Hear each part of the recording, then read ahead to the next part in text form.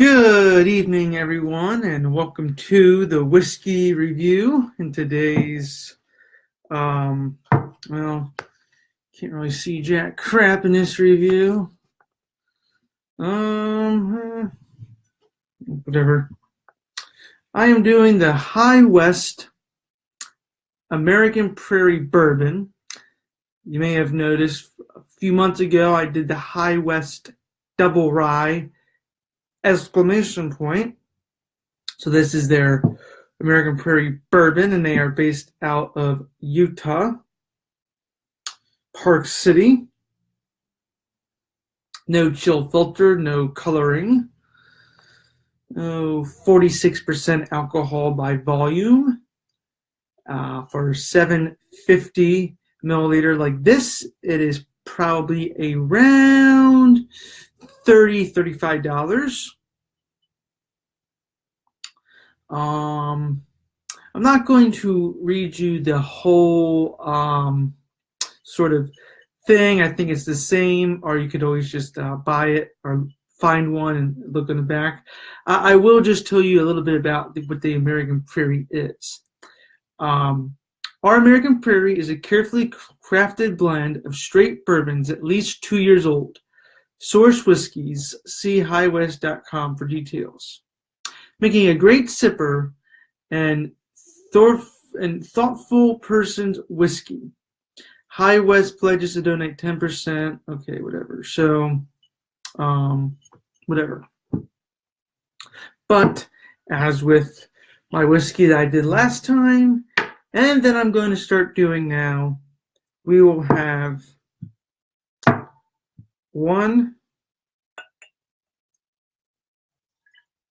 that will be our taster before the water is added.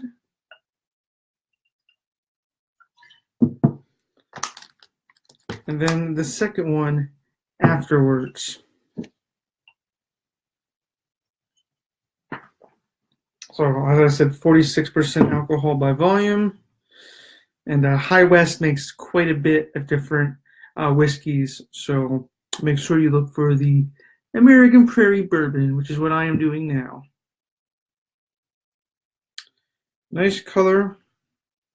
Nice that really tan, like dark tan, sort of brownish. A little tint of gold in there. So smell both of them.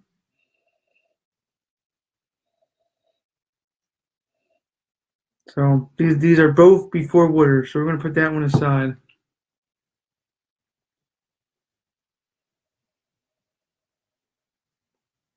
This just has like, I'm getting like clove.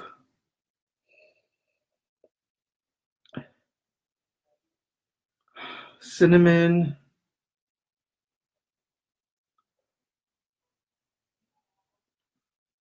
Strangely enough, you look at excuse me, you look at eucalyptus, or however the hell you pronounce it. Eucalyptus, I don't know how to pronounce it.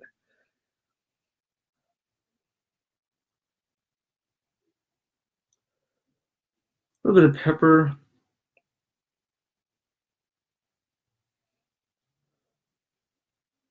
Maybe some mint. And those are all like the spicinesses that I'm getting, but there's a little bit of vanilla on here.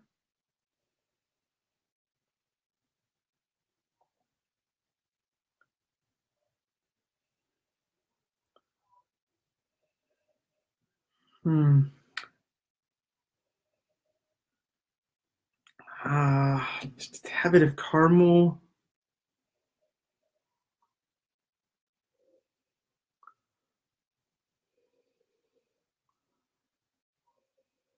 Oh yeah. Those spices are just the spices on the aromas are just. All right, let's taste it.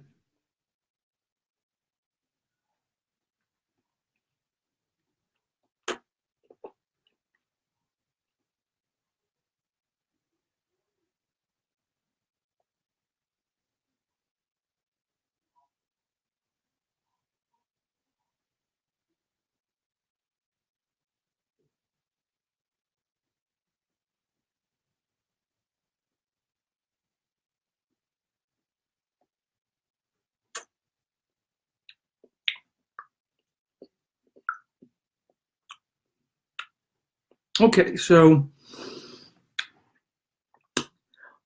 on the tongue, it doesn't seem to be as pronounced spices as on the nose. I mean, the spices are definitely there. A little bit of that pepper, cinnamon, maybe a little bit of that minty clove. Excuse me. A little nice of that there. A little bit of the caramel. A little vanilla kind of creeping up.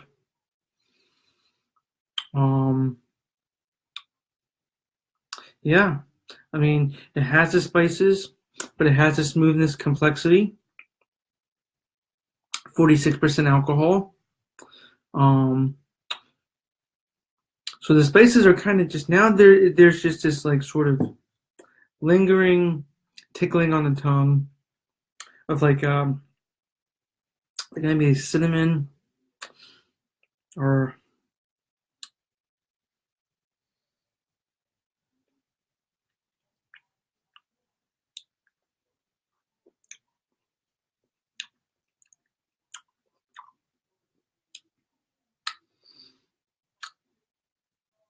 yeah, definitely getting a little heat on that, but it doesn't. Like I said, it's initial, and then what's just left is just nice, just tickling residue of it. But you get the nice little coating in the back with the vanilla. At least I'm getting the vanilla. Maybe even a little bit of like a fruit note in there too. Just a tad of a fruit note.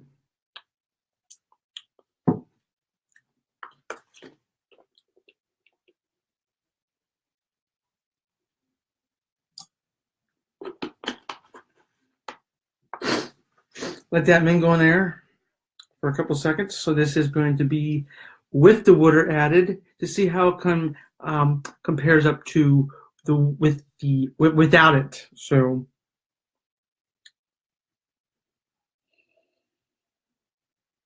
huh.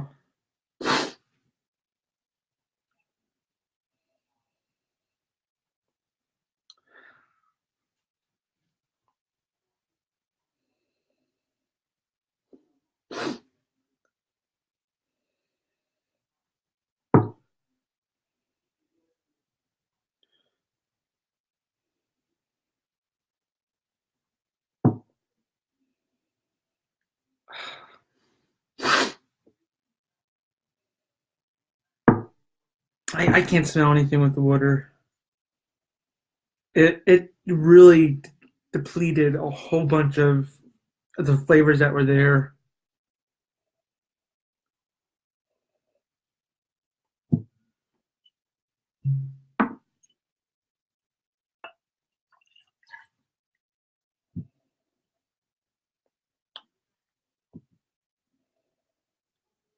So I added some more to the one that was without it, and yeah, this one adding the water, it is just excuse me. Oh, there is just nothing there. No,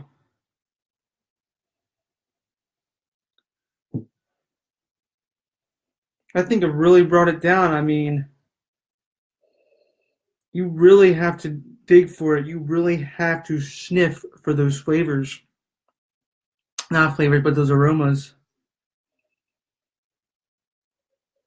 No, adding the water just totally destroyed it. It just ah. Okay, well we'll see what it does on the tongue, on the taste. We'll see. Hey Jordan, how's it going?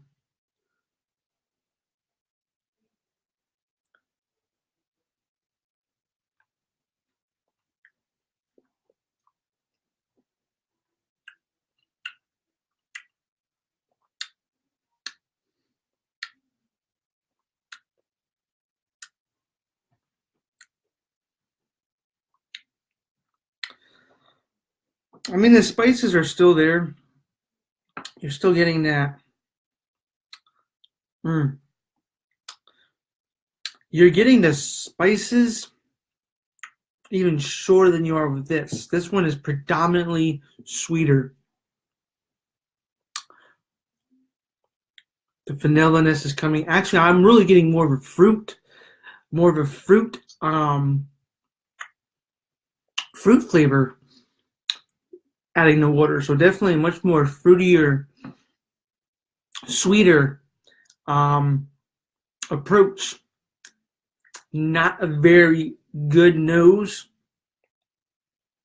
Spice is just instant. You get this little bit of cinnamon, clovey, like allspice, but it goes straight to the smooth, sweet, bourbony side.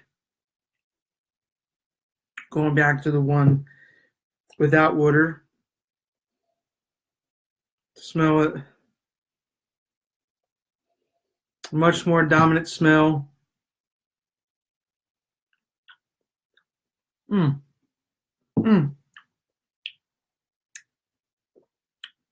Much more dominant spice.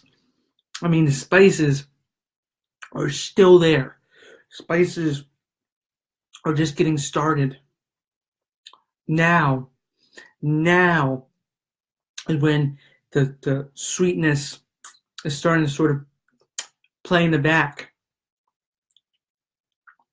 Much more spice forward, sort of the sweet, fruity, smooth complexity of this really tends to sneak up on you. So this is really much more without the water, much more spice forward. You're getting much more of the flavors. This is just sweet with the water added.